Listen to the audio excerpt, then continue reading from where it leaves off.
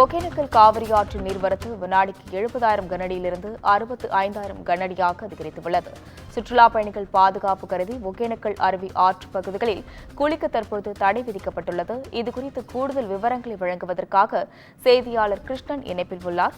வணக்கம் கிருஷ்ணன், உங்க விவரங்களை பகிரலாம். வணக்கம் அஸ்வினி. ஒகேனக்கல் காவிரி ஆற்றில் நீர்வரத்து வினாடிக்கு 70,000 கனஅடியாக இருந்த நீர்வரத்து தற்சமயம் 65,000 கனஅடியாக குறைந்துள்ளது. காவிரி ஆற்றில் குளிக்கவும் பரிசல் இயக்கவும் 5வது நாள் தடை நீடிக்கிறது. கர்நாடகா காவிரி நீர்பிடிப்பு பகுதிகளிலும் கேரளா மாநிலத்திலும் பல்வேறு பகுதிகளில் அங்கங்கே கனமழை பெய்து வருகின்றன.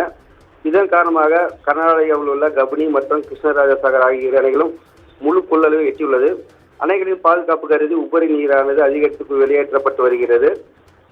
இந்த உபரி நீரானது தமிழக எல்லை பகுதியான பில்லிகுண்டூர் வழியாக வந்து ஒகேனக்கலுக்கு வந்தடைந்து மேட்டூர் அணைக்கு செல்கின்றது.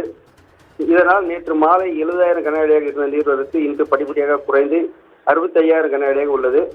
மேலும் ஒகேனக்கல் காவிரி ஆற்றில் நீர்வரத்து அதிகமாக இருப்பதால் சுற்றுலா பயணிகள் நலன் கருதி தொடர்ந்து 5வது நாள் அருவி மற்றும் ஆற்றுப்பகுதிகளில் குளிப்பதற்கும் பரிசல் பயணம் மேற்கொள்வதற்கும் தடை விதிக்கப்பட்டுள்ளது. மேலும் தமிழக எல்லையான பில்லிகுண்டூர் பகுதியில் மத்திய நீர்வளத்துறை அதிகாரிகள் தொடர்ந்து கண்காணித்து வருகின்றனர். அஸ்வினி, விவரங்களுக்கு நன்றி கிருஷ்ணன்.